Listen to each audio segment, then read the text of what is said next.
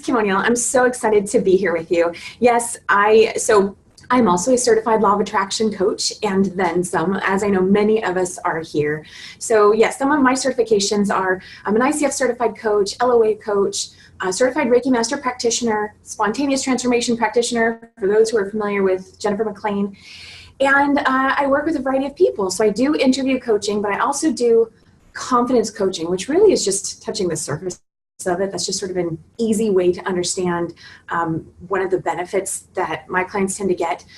Because what I really help people do is to learn how to make sense of the chaos in their head so they can stand more confidently in their power.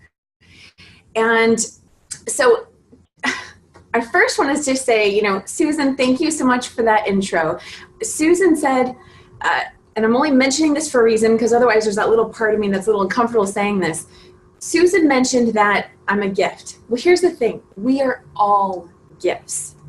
Every single person is a gift. And that is a huge part of what I actually feel is my message. And so that's why I'm so excited to be here with you today and to really support you in knowing that and owning that for yourself.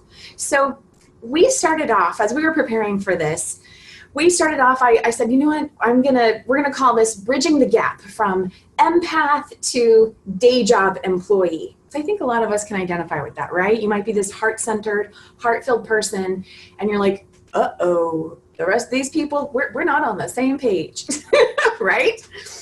But it's more than that too, because maybe you're not so familiar with the term empath, or maybe you're like, well, I kind of am, but I'm not maybe as full-blown as some other people. So what I'm talking about today is how you can stand confidently in your power regardless of who and what is going on around you. So this really applies to everyone. That's how I see that. So as we get started, I would love to know from you, what does standing in your power mean to you? Like, what comes up as I say that? Or maybe for you, it's about being an empath. What does that mean for you?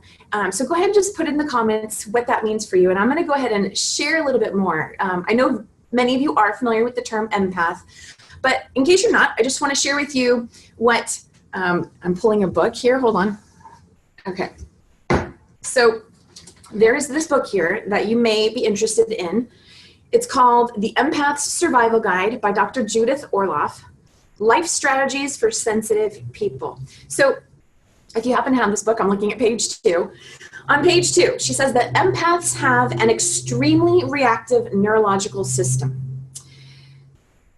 As a consequence, we absorb into our own bodies both the positive and stressful energies around us. We are truly super responders. And that's really just a little bit of what she says. Of course, this is a whole book on this subject, which is fantastic. So this can be a reference for you if this is something that you're just now starting to learn about yourself, or maybe you have a kid who's extremely sensitive to energies around you. One of the things I love that she talks about, and no, my talk is not all about Judith Orloff and her book, but there's some key information that I do want to share with you. One of the things she talks about, she gives a quiz on how you can assess where you might be falling on this spectrum of, are you an empath or not? Because get this, she's identified that only about 20% of the population are empaths. So I gotta be honest, when I first learned that, I was like, wow, that's actually more than I expected. And yet, what does that mean on the flip side? It means there's about 80% of people who are not. 80% of people who are not picking up on other energies around them. Maybe they don't realize that other people can pick up on their energy. So Judith Orloff has this quiz that you can take to find out where you fall on the spectrum that she's created. And so she's got from lower sensitivity to higher sensitivity. She's called those, or labeled them, partial empath, moderate empath, strong empath, and full-blown empath. So here's the thing. I personally didn't fully know what an empath was, or that I even identified with it until just the last few years. However, the way it started out for me is because I started noticing, oh my goodness, I have so many people in my life who are full-blown empaths or really strong empaths. And it was so easy for me to see in them, but they had a hard time seeing it in themselves. Because as you're absorbing other people's energies, you can start to lose sight of where do I end and someone else begins. That can be really challenging. So I just want to say up front, as I identified so many people that were full-blown empaths, I knew for myself that I'm not quite full-blown. So just to share with you, I fall somewhere in the range of moderate to strong. And thank you, Anne. I'm glad. And so I'm going to take a quick look at the comments here. And yeah, believing what is your truth no matter what. We all do make a difference in people's lives. Absolutely, we do. And I see we do have some sensitive empaths here. So okay, good. I'm glad to hear that this is relevant to you, as I figured it would be. So here's a little bit about my story too, and where I'm coming from, because maybe some of you people who are thinking, maybe you know that you are full-blown empath. I want to share with you why this can be relevant even for people who are on the lower end of that spectrum. So about 4 years ago, I was in the midst of, I was a Quantum Success Coaching Academy student, so learning all about energy, my emotions, that my emotions were more than just a side effect. They are information. We can learn from them and go to further and further places within ourselves, and there's so much, right? So I was all in that space. I also was taking the Reiki course. So I'm a certified Reiki master practitioner. And so all in this space of connecting with my emotions and my energy and opening myself up, realizing that I had walls and it was time to break some of those walls down, and being aware that, oh, I'm becoming more vulnerable as I'm doing all this work. At the same time that I was doing all that, I had just started a brand new job as a crime analyst at a police department. So I was incredibly excited for that. And in many ways, I can totally see how I manifested that. However, as a crime analyst, and for anyone who's getting the picture in their mind as a CSI person out in the fields, that's not what this is. The crime analyst is the one who's in the office behind a computer reading tons of crime reports. In other words, all the awful things that people do to each other, do to each other physically, do to each other's property, just all of it. So constantly reading all these reports and then doing research and listening to other people talk about different incidents and cases. Basically 10 plus hours, sometimes up to 15, 16 hours a day, and I'm not exaggerating, were me immersing myself in heavier, lower vibration energies. And seeing that there was a bit of contrast with this. I'm, on the one hand, opening myself up, being more present to my emotions, trying to go, what am I feeling right now? And then also noticing, oh my goodness, right? Got all this other stuff that I don't want to absorb and take in that was right there. So I had to really learn how to use my tools and how to be able to be present enough in myself. I loved what Lynn was saying earlier about being present in your body. That's something I wanted to talk about too. And you'll notice I might say a few things that some of the other speakers have already shared with you because they relate to this topic as well. Had to learn how to really use those tools and be able to be present enough with myself, but protect my energy and ground myself so that I could still do my job and be effective at that. So, okay, so I'm hoping that this will be useful for you. I'll be able to share tips and tools for you so that you know how to separate yourself and protect your energy, ground your energy. I thought that grounding was something that everyone knew how to do, and I recently learned that it's not.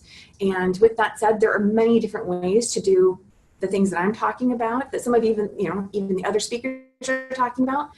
But we're here today to provide you some starter tools, and then it's totally okay if you then run with them and modify them to really fit your needs. So I want to read you a quote. The author is unknown, but for a lot of people who are empaths, or maybe, again, you're just someone who's, maybe you notice that you get off kilter when other people's energy starts to enter yours, whether it be from a mind space, an energetic feeling space. You might be feeling alone. So here's a quote I want to share with you. If you feel as if you don't fit in this world, it's because you're here to create a better one. And I wholeheartedly believe that. And I'm actually going to follow that up with another quote I want to share with you. And that quote is, where do I put that one? Yeah. So Judith Orloff says, "We are in the midst of an evolution of human consciousness, and empaths are the path forgers." I'm going to say that again. We are in the midst of an evolution of human consciousness, and empaths are the path forgers. Does that resonate for you? It resonates hugely for me. And this is why this is so important for everyone who knows they're an empath or they're a sensitive in some form, to know the gift that you are and be able to stand confidently in your power. Because if you are a path forger, what does that mean? That means you are, as Abraham Hicks says, on the leading edge, right? If you're a path forger, you are in some way in front, maybe a little ahead of the game, and it may not feel like it. When you are taking in all these other energies and being influenced and impacted by other people around you, you may feel weighted down and like, oh goodness, just hide me. Just hide me. You just might want to just do everything you can to just stay safe and protect yourself. And protecting yourself is a great thing, but it's also key for you to know how you fit into this big picture, because it can feel like you don't sometimes. So if you're that path forger, that's going to require some courage, right? So the more that you really get to own and embody and understand the gift that you are, it's going to be easier for you to be able to be courageous and have that confidence and stand in your power and know that you have tools to use, that you are not alone on this journey. So I think I'm going to move on to my my steps here that I have broken down. I tried to make this as simple as I could. I'm just going to take a quick look at the comments here. Heavy, love to know about stronger tools. Okay, so we're going to get to that. So, okay, so starting with number one. So here, I'm going to give you the overview and then break it down as we go. So I'm going to give you 3 key things, perspectives of this. And then within those, I'm going to give you tips that apply to each, okay? So number 1, bottom line, basic foundational element of really anything in life, but especially being an empath and standing in your power, is you have to know who you are. So number 1 is knowing who you are. And that can mean many things. I know some people who, when they say, who am I, they go to the list, right? Oh, well, I'm a mom, I'm this employee, I have these certifications, right? We attach ourselves to these labels, to these different identities, but who are you even underneath that? And you can start out simple though. So right now, I hope you have a pen and paper, and if not, that's fine too. It's fine if you don't have pen and paper. But right now, I want you to just take a moment and come up with 5 different positive characteristics about who you are. And I would love if you would type those in the comments so we can support you in seeing you as those. So 5 characteristics about you, whatever they are, no judgment whatsoever, positive character traits about you. That is really just a starting place to recognize that recognizing the gift that you are. So I'm just going to take a look. And compassionate. I say compassionate. That is fantastic. Okay, so I'm going to move on with the tips, but I'll take a look at that again in a moment. So you really want to know who you are. That's your baseline foundation. When you don't have that solid foundation, it's going to be a lot easier for anything around you to be throwing you off kilter. The news, right? The next big tragedy that goes on. The next person who walks into your office or up to your desk at work. So this applies to work, but it also applies just really to any setting. When you're going to the grocery store, energetic, light worker, love, passionate, and compassion. And I honor that in you, and yes, you are. Betty says she's love and receptive and empathy. and compassionate. I love it. Awesome. So, okay. Number one, here's tip number one. If you start to forget who you are, and this can happen very easily when you're in a conversation with someone. So take yourself to being at work. You're in a conversation with someone. Maybe they are talking a mile a minute. Maybe they are coming from a very intense, ungrounded space themselves. And it can start to be like, whoa, what's going on? In your head, as this is going on, start to just differentiate you from them. So whatever comes up, right? Let's say you're a female talking to a man. Okay, I am a woman. That is a man. Okay, what else is different? Okay, that person seems ungrounded, but I'm grounded. Okay, that person likes to yell. I do not. Whatever comes up, I really just did that on the fly right now. So whatever comes up for you, just start to discern that there is a boundary between the two of you. You are two different people. So that's one thing you can do in your head. Another thing, if you are, so I gave the example of walking into the grocery store earlier. Let's say you're feeling fine, you walk into the grocery store, and now all of a sudden you're feeling super sad, and you don't know why. You can't really identify where this is coming from. It could be that you just walked past someone who's dealing with a lot of emotional stuff.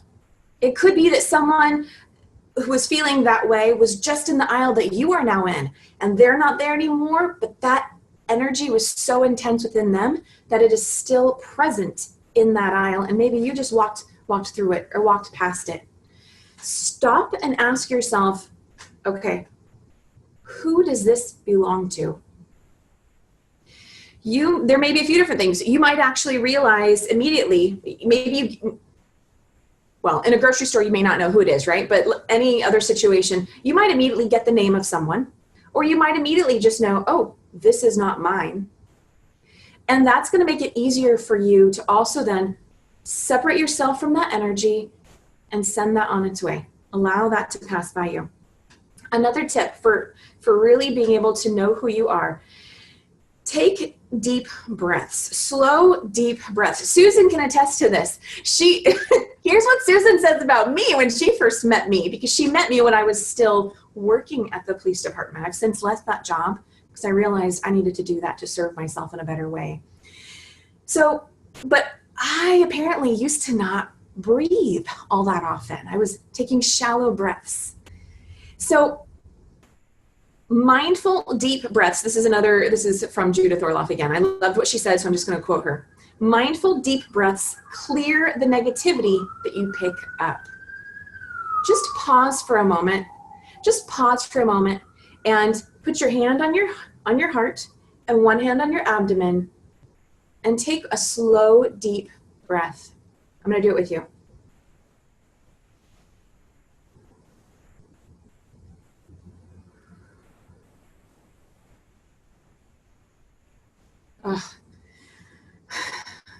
Notice how any tension you may have been feeling, any other energies you may have had, start to fall away. You're breaking up the energy, and you can do it as simply as with your breath. You can even do that when you're in the middle of a conversation with someone. I've done it before. Maybe don't close your eyes, maybe don't do the whole hand on your heart thing, but you can just, while you're still looking at them, and use that to separate you from them and remind yourself, that you can stand in your power in that way. Sensitive, Adrienne is sensitive, empathetic, and loving. I love it. Awesome, awesome, awesome. So, okay, number two. So you want to know who you are. That's your starting place. Number two, embrace who you are. So it's not enough to just know who you are. You want to now own it, accept it, embrace it. So I already gave you the quote earlier, but I'm going to say this again. We are in the midst of an evolution of human consciousness, and empaths are the path forgers. So knowing that, and let me just also say too, if there's anyone who's listening to this and like all of a sudden feeling like huge pressure, you have every right to take that off of you, okay? You don't need to feel that. I bring that forth though, because a lot of people who are empaths or sensitive in some way do feel very purpose-driven, very heart-centered, and want to make a positive difference in the world.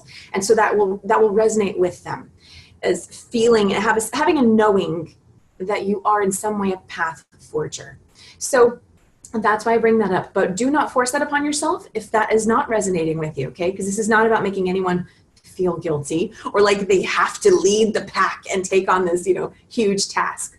So, okay, some questions you can ask yourself, and I'm just going to throw these out there really quick, and then I'm going to move on. But you may want to ask yourself, because you might be thinking, okay, fine, I have these strengths,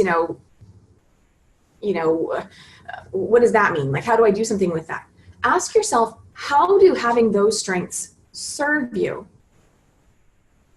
Because you may notice in the comments here, we do have some commonalities, right? But think about other people who are not present with us. Think about other people who are at your day job, or maybe people in your family. And with love, think about them and what their strengths might be. I bet you're going to notice a difference. You're going to notice, oh, that person has these strengths. And yeah, maybe I have some of that, but well, my strengths are a little different. We all have different strengths. And if we're not actually owning and embracing what ours are, then it's not going to be as easy for us to be shining as brightly. As that path forger, you are here to shine that light. So to support you in really embracing your strengths, ask you how they support you and how they serve you. Because someone else doesn't have your strengths, what does that mean you get to give to all those people that you come into contact with? And here's the thing, and we're not going to focus on this, but I'm also going to put this out there. You may look at what your weaknesses are and also notice or ask yourself, how do those even support you? Because your weaknesses they don't have to be perceived as a flaw or as something that's wrong with you. We all have weaknesses. Maybe your weaknesses simply support you in connecting to others by requiring you to ask for help. If you know that you are here to connect with other people, you can do that through your strengths and your weaknesses. So I just wanted to put that out there. Okay, so moving on, and I'm looking at my notes here. When we don't embrace who we are, we may experience a sense of self-loathing. We might even try to deny who we are. And it can be so easy to get caught up in our head and feel disconnected from ourselves and others. So again, I just want to point those things out because you might be able to identify with those. And that's bringing us back to why it's important to embrace who we are. You are also, and this goes to something that Lynn was talking about earlier, so I love it. You are also most protected when you're fully present in your body. You are most fully protected when you are present in your body. I'm going to talk about protection in a few moments here, but just take that in right now. It helps you to ward off other unwanted energies when you are present in your body, when you are not denying what your strengths are, when you are not denying what your truth is, when you're not denying, yeah, I've got some weaknesses, and that's okay. That's okay. We all do. So, okay, here are some tips for embracing who you are. I gave you one of them earlier, is to really just take a moment to put one hand on your heart, one hand on your abdomen, your solar plexus, your power center, which can be an area that I know I can tend to feel like when I'm feeling off-centered, ungrounded, I notice, okay, that's where I'm feeling it, and I really need to just like connect to that place in me again. So, and I've heard other people that it's the same thing. So just doing that, just literally feeling, that's right. I'm a spiritual being having this human experience, and I'm here on earth for a reason. Yeah, and this is me in my body. That's you in your body. So that's one. Here's another one that's kind of the opposite, because some people I know really struggle with accepting how amazing they are. So my heart goes out to you big time if that's you, because I just want everyone to know how beautiful they are. But here can be a starting place if you find that really challenging, okay? Start by accepting and embracing others for who they are. And you don't need to tell them that you're doing this, but try to find places where you can create more ease in accepting others and who they are and how they show up in the world. Because we all know that we're all doing the best that we can at any given moment, right? Even those people that hurt us, that upset us, that anger us, they're doing the best that they can. So in what way can you, and start with someone who's easy, right? You don't have to start with someone who you like detest or anything. Start with someone who's easy and just start to accept and allow them to be who they are more. What ends up happening is you're going to start to find it easier to accept and embrace who you are in the process. So that is one way. And we've all heard this, but I'm going to say it. Remind yourself that you are not your thoughts. But actually, I like to add on to that because we also are our thoughts. So you are not your negative thoughts. You are not your limiting beliefs. We get to choose who we are with our thoughts. So, okay, all that chaos that's swirling on in here, you get to choose. Is that true for me? No. No, I want to shift it.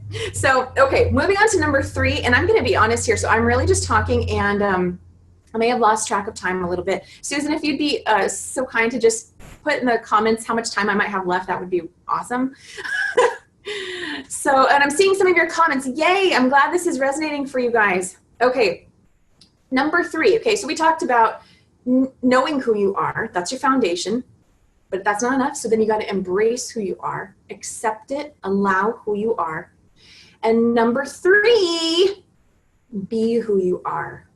Okay, so now be who you are. That doesn't mean that you need to go like running around the halls of your workplace and telling everyone, I'm an empath.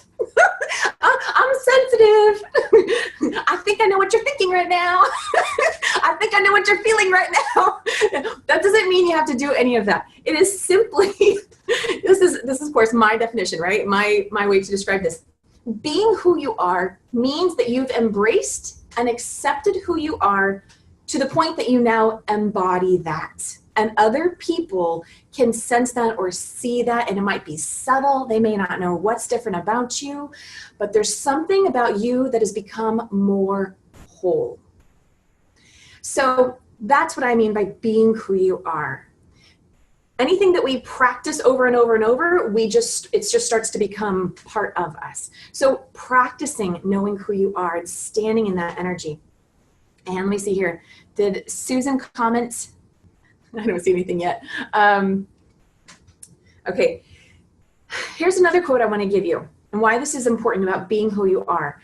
There's a marketer out there. I bet many of you have heard her name, but if you haven't, her name is Jennifer Kem. I love this quote. She says, separation causes pain. So now, do I necessarily mean physical pain? Well, it could be, but that's not necessarily what I mean. When we aren't accepting who we are, embracing and embodying who we are going to be so much more susceptible to feeling unsupported, feeling unaccepted, feeling unloved. And I can tell everything, just so you know, everything I'm sharing with you, I can totally identify with from a personal experience. Okay, so these are things that you want to, you know, we have to be reminded at times and practice them. And that's okay. Be easy on yourself. But separation causes pain. So just like as we were talking about being present in your body, if you're not fully present in your body, that's a form of separation. And here's another quote from Judith Orloff. It's kind of along the same lines. It's too painful to deny your own sensitivities to make other people comfortable. Hello, right? Yeah, exactly. Can I get an amen? Okay, right? We can do that so long until we finally get to a breaking point of some form. But do we need to wait until we get to the breaking point? We don't. We can choose, you know, we can start to go, gosh, well, I'm headed down a pathway that is not looking so great. Look at the things that are shifting in my life. What am I not doing that would serve me? I'm not fully embracing who I am. Okay, so am I ready to do that? And you get to decide. So, okay, now let's talk about, and I mentioned this earlier, the importance of protecting your energy. Another way of saying that is shielding and grounding your energy. Also, sometimes discussed as earthing. And Susan, can you put in the comments how much time I have left? About how much time? I have 2 minutes. Okay, I'm glad Jason walked you through a meditation. I wanted to leave you with one of those as well, but we're not going to have that. So shielding. This is going to sound so simple, okay? So shielding, protecting your energy. I want you to, this is something to do every day. Get yourself started on the right foot. Envision a white bubble around you. Now you get to customize this bubble. So you might say, okay, well, let's see, I don't want to be blocked off from anybody, right? So what do I want about this bubble? Well, I want it to be porous. I want positive, loving energies to be able to flow through to me, and I can send that outward as well. But anything negative, low vibration, anything I don't want to feel, it's just going to bounce right off. Bounce right off. Do that. And so, right, we're down to just the last couple minutes of my time here. But when you do this, I want you to actually see it in your mind's eye and feel it. Don't stop until you feel that bubble around you. And you can tailor this. Maybe you don't like a white bubble. Maybe you like seeing pink energy around you. Maybe you like seeing sort of a fort of roses around you. This is where you get to come in and customize this for yourself, okay? But this is one super simple thing you can do to protect yourself from other energies around you, so that as you are forging that path, you're walking through the hallways of work, or maybe you're at a family function and you're like, oh my gosh, oh. No offense. You can feel that's so easy to glide on through those energies and stand in your power. Okay, and the second thing, grounding. So I love that Nori started us off with that, because that is so key to be able to get your day started on the right foot, to really feel grounded and centered, especially if you're an air sign. Lynn was talking about that. I'm an air sign, so it's so important for me, I know, and I'm sure other air signs, to really ground and center myself. So what I do, as I'm just starting my own guided meditations, Nori talked about a grounding cord. I tend to use the tree example. So I envision that I am like a tree, and I see my energy flowing down out through me from the base of my feet, and I even do from the base of my chair, because it's another flat point. I like to do it this way. And I see my energy extending out into the earth as roots. And you take it all the way down, all the way down through the core of the earth, and see it wrapping around the core of the earth, and notice how that feels. And if you notice that, if you feel like that's challenging, because I sometimes feel like it's challenging, something I've started to also do is I say, you know what, angels, help me with this. And I envision that the angels have grabbed onto those roots, and they are so easily gliding through and surrounding the core of the earth with my energy. And I feel it in my body, and I know that I'm supported from below as above with your higher self. And I got to wrap it up now, because that's the end of my time. But that's what it comes down to: protecting your energy, grounding your energy, knowing who you are, embracing who you are, and allowing yourself to be who you are. So I'm so grateful for you here today. I look forward to connecting with you after this, if that resonates with you. And I'm going to hand it back over to Susan.